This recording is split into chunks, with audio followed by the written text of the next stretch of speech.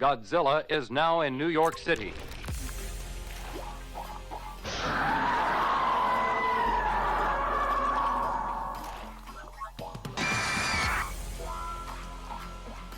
Monster 01 and 02, commence the attack.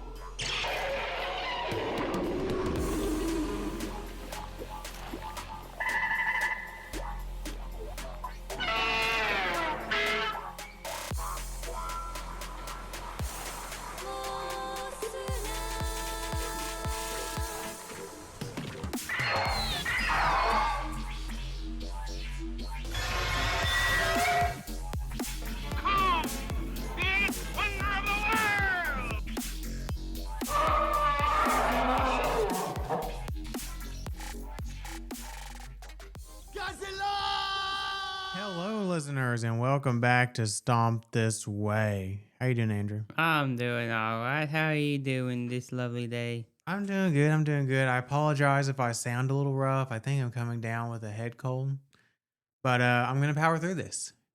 We're gonna get her done. I feel like the last several of them you've said you've had some kind of sickness. Have I? Last week I was coming off an issue, but I don't know.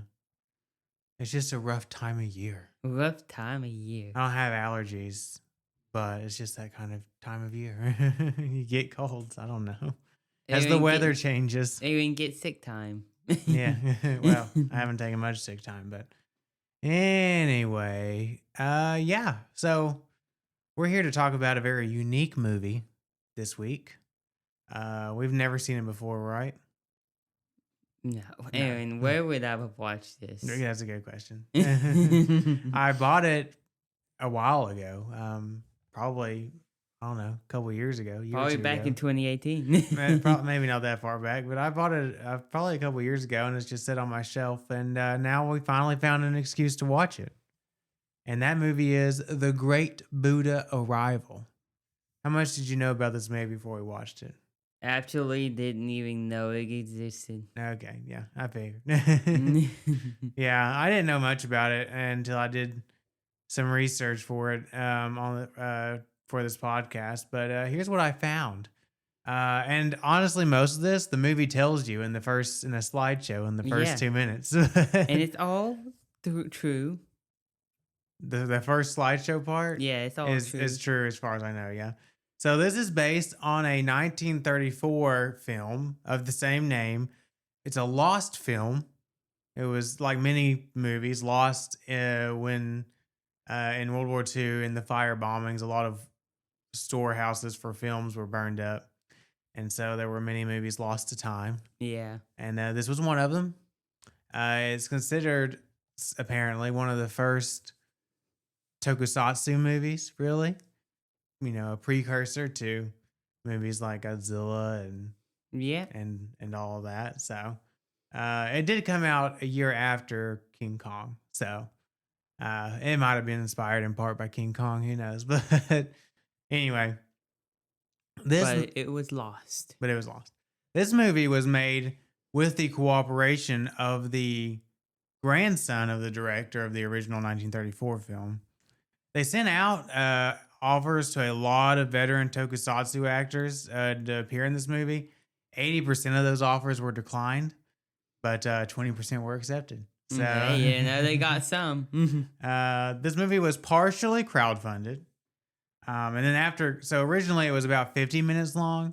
After completion, they wanted to do an international release, so they went back and filmed some additional footage to get it to an acceptable theatrical length, which even then was, I think, like only 55 minutes or something. And then they went back and did some more filmed some more footage to get it into Japanese theaters. And that final cut, I believe, is what we watched on this Blu-ray, which is almost exactly 60 minutes, like 60 minutes and 10 seconds or something. So an hour. And they stretched this movie to get it to an hour. We'll talk about it. But and this did win Best Film of the Year at the 2020 Picasso Einstein Buddha International Film Festival. Wow. Whatever that is. That's a mouthful. But yeah. Andrew, you want to read off a little box office information? You mean we have box office information? Well, we have a little bit. I don't know how the box office, but I do have a release date and some budget information. The most we've had in a while for a Yeah. movie. Box office information. It was released initially on December 18th, 2018. Yes. Japanese theatrical release occurred September 4th, 2020. Mm-hmm. And crowdfunded 1.5 million yen. Total budget reportedly 3 million yen. That was not bad for a small movie. No, I mean, if you take, do the simple calculation, divide that by 100, that's about $30,000 they made this movie for. Give or take. And we've seen cheaper. Yeah. So, yeah, we definitely have. And probably see some more that are cheaper. But Oh, yeah. yeah. So I've got the SRS Cinema release trailer pulled up, and we're going to listen to it. And then As always, it's probably just going to be. it may be a musical interlude, or there may be dialogue. Who knows? But Hey, it's a 50-50 chance with that story. I have not seen it yet. So anyway, here it is, and we'll see you in a bit.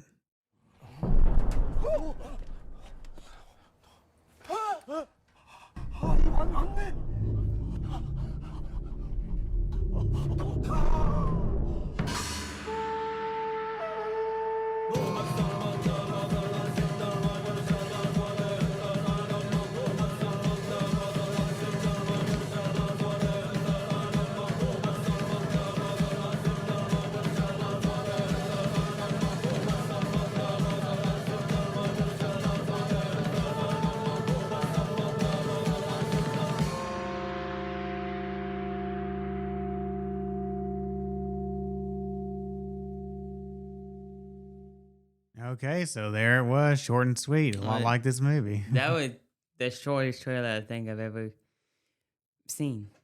Yeah, it was about 47 seconds. But anyway, cast and crew. This was directed by Hiroto Yokokawa. I believe he directed that Nezra 1964 movie, which I can't remember. Have we done that movie for this podcast or not? I feel like we've had this conversation not too long ago. I'm pretty sure we did. Well, anyway, I don't remember if we have or not. If we haven't, I guess I can put it on the schedule. Written by Hiroto Yokokawa, Yuki Yonezawa, Kazuma Yoneyama, and Robert Hood. Music by Hiromi Shinoda, and starring Kazuma Yoneyama, Philip Granger, Shelley Sweeney, Norman England, Peggy Neal, Akira Takarada, Akira Kubo, Yukiko Kobayashi, Yukijiro Hotaru, and Ben Furuya. And the plot. A lot of familiar names there. And the plot is as follows. Murata is working on a docuseries on the Shuriken Buddha statue, which is said to have stood up and walked a little over 80 years ago. During the course of his research, he learns that a man named Yoshira Edemasa witnessed this event and made a film on it in 1934. He also discovers that there appears to be sightings reported of the Buddha moving around the same time as major disasters. As Murata is working on the documentary, the Buddha statue awakens and begins a march towards Tokyo. Murata goes to see it, and when he gets within sight of it, the statue stops and begins to glow brightly. Onlookers go into a trance-like state and begin to walk towards the giant Buddha. Murata does as well until the spirit of Edemasa appears and warns him not to hasten his death. Later, Murata awakens in the ruins of Tokyo.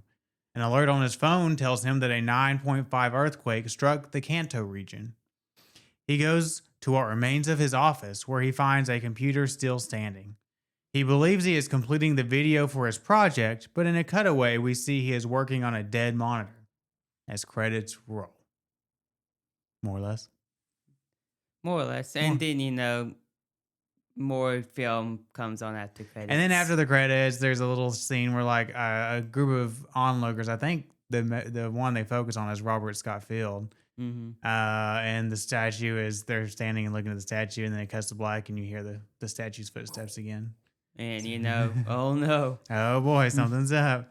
Yeah, so that's plot summary, which I kind of got some of it off of Wikizilla. It did help me because when in the movie when he after he wakes up in the ruins and he looks at his phone, they don't subtitle whatever was on his phone.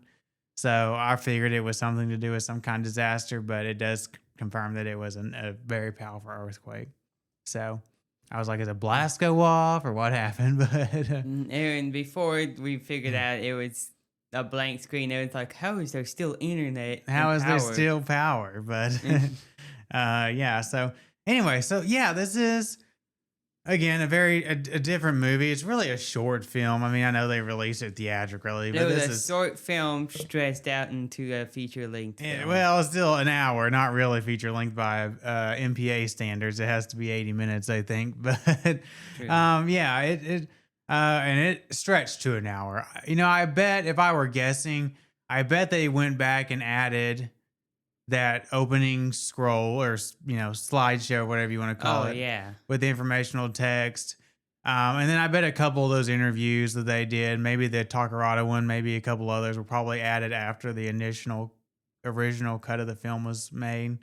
And But probably some of these scenes with them just sitting around, him just sitting around on his computer and stuff were probably added in. maybe, I don't know. But this is definitely kind of a celebration of tokusatsu. We've got, Mm-hmm. they got obviously Akira Takarada, I think, is the headliner here to show up. He was Gato and Ogata, I'm sorry, in the original Godzilla movie, along with many other Godzilla movie roles and kaiju movie roles. I knew Norman England. He's a writer that's written books and been around the fandom for a long time. Peggy Neal, she was in The X from Outer Space. She was the woman that he interviewed, doctor woman that they interviewed. Akira Kubo, he's been in a bunch of these things. He was the main star of like Son of Godzilla and Yeah. Destroy All Monsters and those movies. Ben Furuya, obviously the suit actor for Ultraman, and then these other people have all done things as well that I can't remember off the top of my head. That one woman that like was the German woman they were interviewing or whatever, and one Yeah. she's been in like some Ultraman stuff. So yeah, people that have been around, they reached out and they got these people to show up for a small fee, and these were the people that would show up for an hour or two and for a small fee within their budget and do these scenes. But Yeah. obviously, it's based off a film that's lost. Nobody's ever seen it before. This is kind of Well, everybody that's seen it is no longer. is dead. It's dead. It's kind of a pseudo remake, pseudo sequel because it's kind of a meta sequel, I guess. Yeah. Because they reference the movie and then they add some like fictional background with it, like the director. Well, let's just start at the beginning. So the movie starts with an interview with, like I said, that slideshow, then an interview with Akira Takarada where he's talking about the original movie and how it was an inspiration for tokusatsu films and how Eiji Tsuburaya was actually a protege of the guy that directed that original movie. What did I say his name was? Edemasa. And then all that, and then it cuts, and then we have a pretty cool like opening credit sequence where they've recreated like a really old style Japanese film opening credit sequence, and then obviously no footage of that movie has survived, so they kind of like I think are trying to kind of recreate what scenes from that movie would have looked like with the guy in the Buddha makeup like walking around. Yeah. Making Making it look really old. Yeah, and then that's kind of cool. And then yeah, so basically the setup, the plot setup is that there's this guy works for the actual film studio that made this movie, 3Y or whatever, and he is working on like a documentary or something over this Buddha thing, and how there's supposedly some truth behind the old movie that the Buddha got up and walked around or whatever.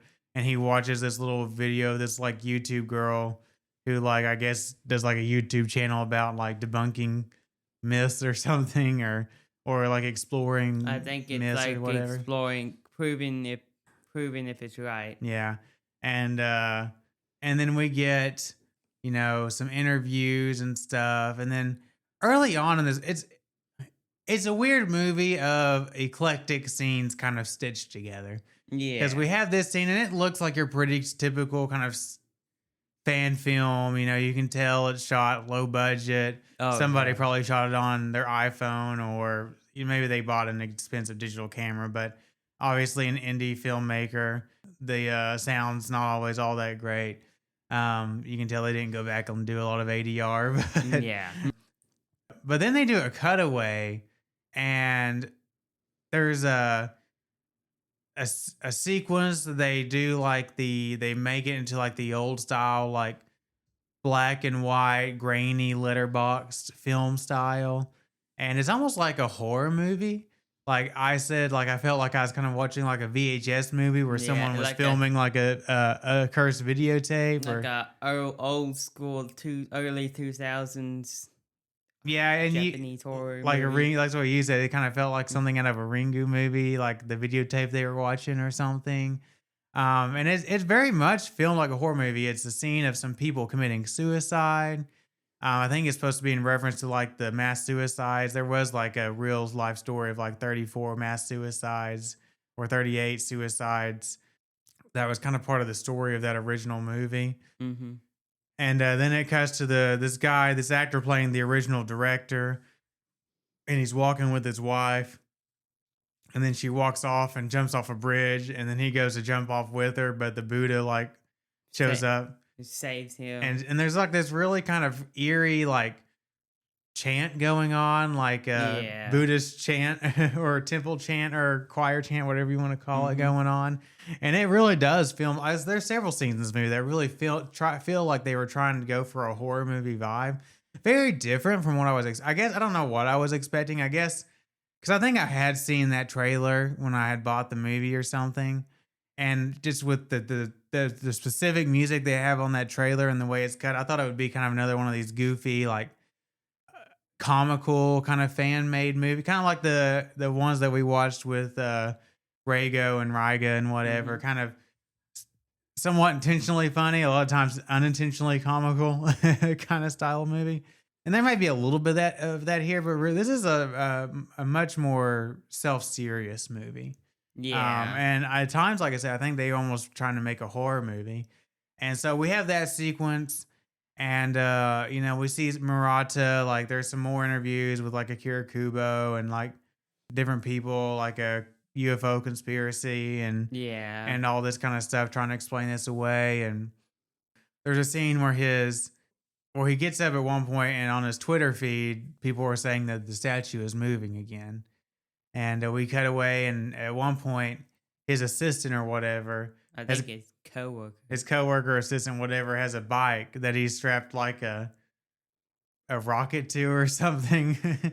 And It's rocket powered bicycle. he's going, and then one actor whose name I forget, but we've talked about him in those Hayashida movies that was in the original Gamera, or in the 90s Gamera trilogy. He shows up and he's playing a detective, and he like hears about or sees the Buddha, and he takes off, steals the bike and takes off on it. Yeah. And then Murata gets in his car, and he goes to drive to see the Buddha, and of course he just happens to kind of meet up where this cop is, and then he takes the bicycle to get closer to the Buddha. And at this point, I'm kind of wondering at this point, is the Buddha like Harbinger of death. is he like a hero? Yeah, because the one guy like had the story about how he was gonna jump in the river or drown in the river or whatever, and the Buddha, Saved him. yeah, grabbed him in the palm of his hand and saved him. But then he's also reading, like, and we just get clips of it in the subtitles, like articles where there's apparently like been rumors of people citing the Buddha around the same time as other big disasters, like the mass suicides, or Mhm. even Hiroshima comes up. So I'm like, is this Buddha good or bad? Mhm. And then so he sees the Buddha, and it starts to glow really brightly, and seems like everyone kind of goes into a trance. And I will say one thing I'll give credit. They did get just enough extras in this movie so that it feels populated, so that the Yeah. city doesn't feel empty, which is a problem with a lot of like low budget movies. They don't have enough extras to make you feel like it's populated like it would be in real life. But you see all these people like kind of go into a trance like state and start walking towards the Buddha, and Murata does too. But then I don't know, the ghost or the spirit of The original the original filmmaker. yeah, shows up to him and says, "Don't hasten to your death." And I don't know if that was like the Buddha projecting that to him or if that was like the ghost of this guy warning him about the Buddha or what.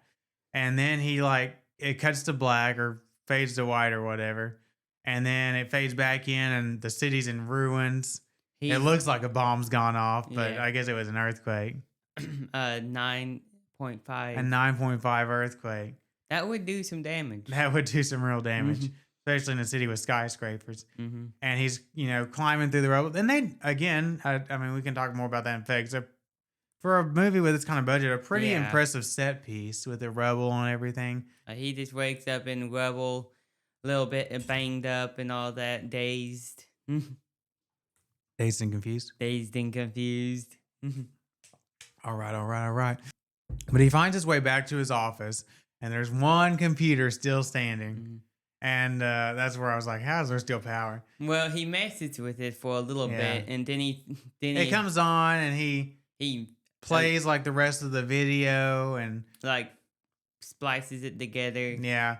And then he puts in his notes like the video's finished, and he saves it. Mhm. But then they do cut away behind him, and you can see that he's just like typing away at a dead monitor. Mm-hmm. And I don't know if he realizes it before the movie cuts to black, or if he thinks he's still like completed the video before it cuts to black. Well, but- he was smiling and laughing, so I think he still believed that he was. Did he go cuckoo for Cocoa Puffs? I think he went a little cuckoo. And then yeah, like I said, and then there's like I don't know, there's about 6 minutes of credits, 5 or 6, and then there's like a little like 90-second thing at the end where we cut back to the rubble, and then it cuts away and it cuts to a crowd of people, like I said, with Robert Scott Field standing there. Yeah. And the Buddha's just they're standing there, look at the Buddha, and then it cuts to black again, and you hear the footsteps walking off. So yeah, I don't know. It's kind of interesting, and I actually listen. It's definitely a fan made movie. It feels like it's kind of stitched together Yeah. with just whatever they could afford to film, and it's definitely short. It's not really a full length feature, but I do kind of like the ambiguity of it. I mean, is the Buddha like a Is he trying to warn them about things? yeah? Did the earthquake? Was he trying to warn them about the earthquake? Was he coming because the earthquake was coming, or was he did he cause the earthquake? Was he the harbinger of Is death? he like someone that comes along and like cleanses out Japan every once in a Mhm. while? Was he trying to lead them to safety, or was he trying to lead them to their death? Is it like God? Is he like bringing a flood to like cleanse the immoral or something? It is kind of ambiguous. Is the statue a symbol of hope and the positive afterlife, or is it kind of a bringer of doom? I'm still not really sure. I definitely think it is a harbinger. Mhm. Because when he shows up, and you saw that in kind of the history that he saw, bad things happen. Now, whether he's causing those bad things or whether he's showing up because those bad things are going to happen anyway, and he's going to lead people to the afterlife, I'm not really sure what we're supposed to read from that. From that one story the guy told of the Buddha saving him, I kind of think, that earthquake was going to happen, and he was maybe leading all those people to the afterlife ahead of it or something. I don't really Maybe. know. But But the best way. yeah. So I don't really know. It is kind of ambiguous. Because in one of those interviews, it says around the Buddha comes this dark energy of, Yeah. Like it Radiate. radiates dark energy off Yeah. of him through the picture. Yeah. And, then they had a whole argument about that on the interview. Yeah. So maybe the Buddha's controlled by aliens, like the one guy said. Yeah. So yeah, I actually do like the ambiguity of that. Now, like I said, it's definitely low budget. it definitely feels stitched together at times. You can tell they're stretching every possible second out of this with the interviews and the Mm-hmm. title sequence and the kind of like the flashcards at the beginning, like giving you Yeah. the history of the movie, and then every time the movie like occasionally cuts to black, and it'll stay that way for 1 or 2 seconds, or it'll fade to white, and it'll stay that way for a few seconds because they gotta get that 60-minute mark no matter what, Yeah. baby. Mm. And then, like I said, the credits go on for like 5 or 6 minutes because they had to list like all the people that crowdfunded and everybody that worked Yeah. on the movie and everything. So they got every ounce of Yeah, when the earthquake went off, the screen went to black for several seconds. yeah. So isn't that when it faded to white when the earthquake happened? Was it white or black? I think it was white at that time. There was one point where it faded to white. I don't think it was that time. I think that time it faded to black. Okay. Well, either way, it doesn't really matter. But so yeah, there's positives and there's I enjoy getting little indie movies like this that don't Mhm. just bore me out of my mind. And this was an interesting experience. Yes, Do you want to talk about creature design? sure. The Buddha. It was a Buddha It's statue. a giant Buddha statue.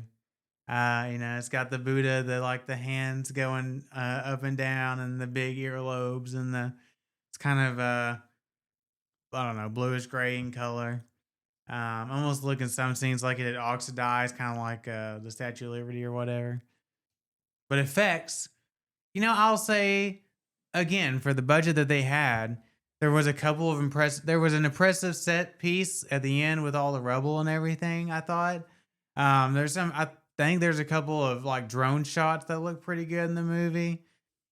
Now the Buddha himself, they don't really they don't try to do anything crazy with it. Like it's mostly just like a static Buddha statue, giant Buddha statue superimposed on a city background, and just taking a step occasionally. Now there's some scenes of its feet, like where they try to animate it moving or It something. kind of like looks like a shuffling. Yeah, and it looks glossy, but and then they do some like slow motion, like shuddery shots of it moving that look a little weird. And then like the scene where like the CGI like light radiates out from it or whatever. And then the CGI cityscape of the destroyed city, Yeah, it's fine. I mean, it's a little glossy, but it Yeah. works. it's a cheap movie. They Yeah. had to stretch those pennies, That's true. That's true. those yen. Yeah, that's yin. And but it doesn't look bad. Like at no point was I'm like, oh, this looks really bad, and No. kind of takes you out of the movie. So I'll give them credit for that. And then score, I actually like a lot of, especially the choir chant they had over the opening credit sequence. And the chant they had over when the Buddha's radiating that light. Yeah, now the chant and the kind of creepy chant and music they had in the black and white sequence was really good. Now, as like the Buddha came to a standstill and started radiating light, it did become almost comical, the chant. Like it just kind of went over the top a little bit, I thought. But overall, I thought it was a good score for the movie. So, yeah, Yeah. yeah, Yeah. yeah. But Well. anyway, final thoughts? Final thoughts? Go for it. Well, this movie, it was interesting. Like we said, it was not terrible like some of the indie films that we watched. They're not just really cheap, hard to watch, very bad looking films. They actually tried to do something with this one, They tried to make it the best they could. They actually tried to get some credible actors in this, some of the old tokusatsu stuff, and they tried to make it halfway decent film. Yeah. And, I think they did an okay thing with it. And, I liked all the flashbacks to the black and white thing, showing the Buddha, like, saving them, or is it leading them to something else? And, it showed all the, like, horrible things that happened after the Buddha arrived in some of those black and white cutscenes. And all the effects in this movie look pretty good. Well, relative to its budget, pretty good. Yeah. And the acting in it's pretty good acting for indie, indie film. Yeah. Can't complain too much. They had some creditable actors in this, so you would hope they were pretty decent. Yeah. They're not asked to do much. No, they're Sit and just give interviews. give interviews, you know, and all the models and stuff that they did use, all the city destruction stuff Yeah. was not bad. It was pretty good, looked pretty realistic. Didn't take you out of the movie looking like very cheap foam models that you can clearly tell Hmm. is not anything. Yeah. You know, Score is good always. I like the creepy chants and the over the top, you know, choir things going on here. Yeah. I think I'll give this movie. I'll give it a C for effort. Okay. Yeah. Listen. Again, it's definitely a fan film. You can feel the budget limitations. I don't. The acting's really not all that great. I mean, Peggy Neal, or particularly, like you can just tell she's just reading her lines off a like a teleprompter on her interview scene or whatever. But it's nice to see all these people in a movie. I'm always glad to see all these people, and I think Akira Takarada did pretty good in his interview scenes. yeah, Akira Takarada is always a great actor. And some of them, I mean, like Akira Takarada, Akira Kubo, like they're always good and they know what they're doing. Ben Furuya. Ben Faria, they're all veteran actors, Mhm. and they do what they need to do. But listen, I think that the movie has a pretty good use of ambiguity. Mhm. I think I commend the movie for not trying to do more than what it was capable of. They kept the visuals, as high quality as they could, considering how they were funding this movie. Looked a lot better than those Hayashia movies that we watched. And and it's an interesting little kind of indie movie. It's kind of a hodgepodge of like horror elements with tokusatsu elements, and maybe a little bit of a few comedy elements. And it definitely doesn't overstay its welcome. I mean, the ending is abrupt. I would say maybe a little abrupt, but I'd much rather have an abrupt ending than a fan film drug out longer than it has any right to be. So yeah, I actually I was entertained for an hour. I was engaged for an hour. So yeah, I'll give this movie like a C plus. I thought it was interesting, and I'm glad we checked it out. Yeah. But anyway, we do have one piece of big news, big in quotes. We've been talking about it. We got a movie coming up at the end of the year called Anaconda, and they released the first trailer for it this past week, and we watched it. What do you think? It's gonna be different than any of the other Anaconda movies. Yeah, So far. yeah. I mean, it's about what based on what Yeah. little I had read about it. It's about what I expected. Basically, the premise appears to be Jack Black and Paul Rudd's characters are big fans of the original Anaconda, and they're going to go and remake it themselves. And It's gonna be what you expect that Paul Rudd and Jack Yeah. Black movie gonna be. yeah, it's gonna be a comedy first and foremost. But they take out a little loan of $9,000, and they're gonna go down to the Amazon and charter a boat and try to film Yeah. a reboot of Anaconda.